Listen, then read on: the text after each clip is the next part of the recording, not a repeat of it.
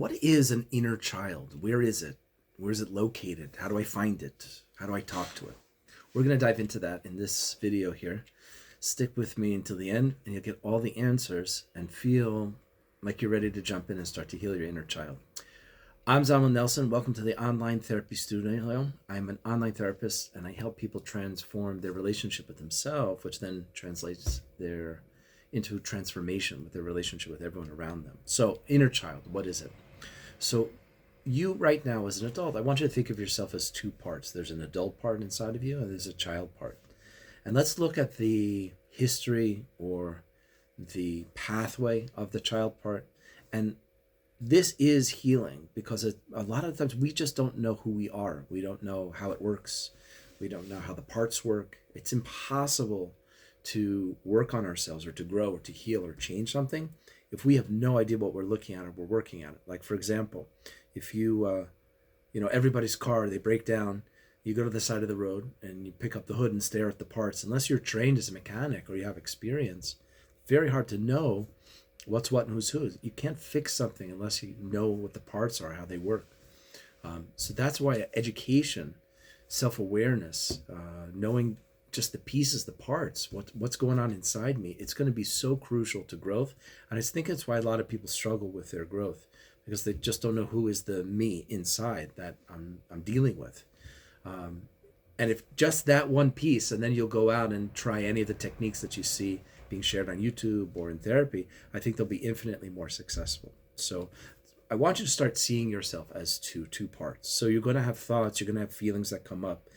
It's not just one person, and I think that drives a lot of people nuts or makes them think they're going crazy, or it makes it so difficult to deal with because I don't know who's who, what's what. How come sometimes I'm so confident, I'm so assured, I'm upbeat, positive, with hope, and other times I'm on the floor, no confidence, all hope is lost, it's gone. Sometimes I see my achievements and I feel very confident that I will continue to be successful. And there's all these other times that, despite all the success and the achievements, I can't see any possible way I'm success. Everything is dark and bleak and horrible.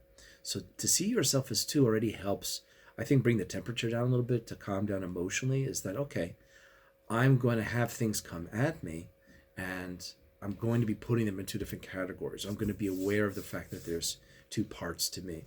And really at the core, what we're doing is building a relationship with ourselves, which means building a relationship really with that inner kid part. We are going to become the parent and we're going to reparent this inner child part. And so this is why the things we went through as kids continue to repeat themselves. So we're going to dive into it. We're going to get into it. But to start to see yourself as two. And so as things occur and you're here, so you're looking to say, who is me and what's going on in me, and it's kind of dark and I don't know if I want to jump in. I also think having some basic awareness and knowledge empowers us to jump in without some fear, to jump in a little bit, test it out. I'll try something new. Just tell me what I'm looking for. I recently did training in sharpening knives. It's like, all right, I'll jump in. I just need to know what to try, what to look for, how to assess, how to gauge my progress. I don't mind messing up. I need some rubric. I need some kind of guidance, rules, some way to assess how I'm doing. So we're going to do the same thing over here. It's as you look inside yourself and thoughts are coming up in different times, because we think certain things in response to certain events very often. We tell ourselves what we think, what we feel, or we choose how we want to respond to an event or how we want to interpret it. So there's a bunch of thoughts, there's lots of feelings inside of us. That's what this is about.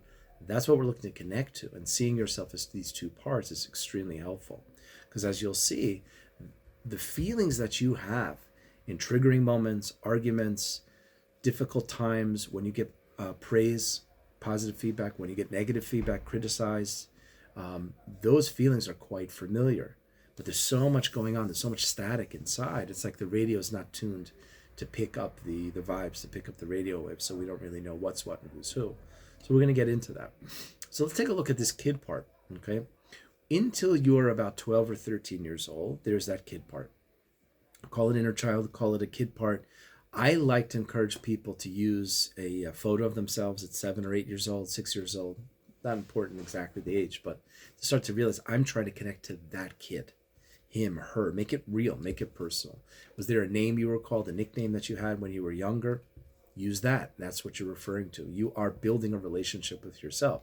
So on one hand, everything that you know about relationships in your life, intimate, with family, friends, partners, at work, with bosses, anything you've learned in your life to this point about relationships can be used and should be used to help you get some insight and some awareness of and to build this relationship with yourself. So that kid, until you're about 12 or 13, it was just that kid part. And what's significant about that is two things. On one hand, you're growing up in a certain emotional environment.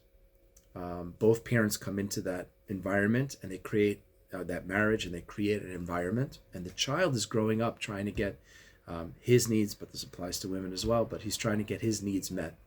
Core basic needs in that emotional environment. So it's both parents with their baggage, with their wounds that they bring into the relationship. And together, they've got their challenges themselves. We're watching their relationship as a kid, learning about relationships. We're watching how they relate to us as a kid. And we have basic needs. I mean, you see a small baby has basic needs: food, shelter, love, safety, security. So those needs are met, we feel safe and secure. Where they're not, we struggle. And then we move on to emotional needs that we need to get met. And so even where it got met a lot, or in a good measure, there's different struggles that people go through. So we have basic needs to know that we're loved, safe, secure, affirmed, worthy, deserving. At the core of whatever struggle has brought you to this video is going to be some kind of unmet emotional need. Typically, as you look at some of the uncomfortable feelings that you feel, underneath those uncomfortable feelings will be some unmet emotional needs. So that's the direction we're going in, and we'll get there. But this kid is growing up in that environment, watching how he's being related to, spoken to, talked to, interacted with, having needs met, not having needs met. Where those emotional needs don't get met, that's where you'll see even yourself today. As things occur to you or happen to you throughout the day, you are already explaining it, interpreting it, talking to yourself, coaching yourself, color commentating, like on a sporting event as you deal with the issue. And so you can just imagine some of your memories of childhood, if you have memories, because some people tell me they don't have any access to memories, but your memories will be an indicator. Why do you remember that memory? There's something very significant about it. Typically, it's because it paints a picture of what commonly, frequently, often went on. So then we as adults can now reflect back on that and take a look at that and get some more insight into that kid part, what that kid was going through. And so this kid for 12, 13 years is growing up in that home environment, 24/7, 365, reacting to what's going on. So for example, if I have a need to feel capable of worth, of value, and if I'm getting a lot of harsh criticism from the parent, how do I feel loved, safe, secure, of worth and value if that's the kind of treatment I'm getting? Because I can't say, hey, my parents are bad, because I need to know that I'm safe and secure, I have a roof over my head, and I'm okay. So typically we internalize it. We say, you know what, I'm bad. That's why they do this. There's something wrong with me, something bad about me, something missing. And that then becomes the embedded deep messages that we carry with us into adulthood, and that's at the core of our struggles, our triggers. Later on, you'll be triggered with a partner. The emotions will lead you to those unmet emotional needs of that same old feeling and dynamic. That's why very often experiences in the present, this is how I'd like to really help people grow, is experiences in the present, triggers, have feelings to them. Let's name them and get in touch with what they are. Let's use a feelings chart if we don't have the vocabulary, and then explore it and meditate on it deeper. And those feelings put us in touch with unmet needs. And then we go, when have I felt those feelings? And memories then start to come up that have the same experience in it. So what's happened? We attract and are attracted to people in the present. We have them around us at work, dating, friends, that put us in touch with the same feelings and unmet emotional needs that we had as a kid. And so you start off in that childhood home for 7 years, let's say, learning about relationships from how you see your parents relating and how they relate to you. You get a sense of self. Everyone naturally comes into the world as a new baby, looking to the world and the people around them to get a sense of themselves. And where it's healthy, great. And where it's not, we got to get clear about it, identify it, and be aware of it, and start to work on it. Those patterns then repeat throughout the school years, with your friends, similar dynamics, repeating and repeating. We attract and are attracted to situation and people, interactions and relationships that will bring out the same feelings. a key principle to remember here is that no one makes you feel anything. They can put you in touch with feelings that you've long had. They can bring them out. They're just the most current person in your life, putting you in touch with very familiar feelings. And so then here you are, as an adult. Now around 12, 13, this adult part starts to come online, but it's often drowned out by an out of control inner kid part. And this is why most people in the world are really kids in adult bodies. And that may help you understand a lot of the behavior, maybe that you go through, or a lot of the behavior that you see going on around you, but basically kids in adult bodies.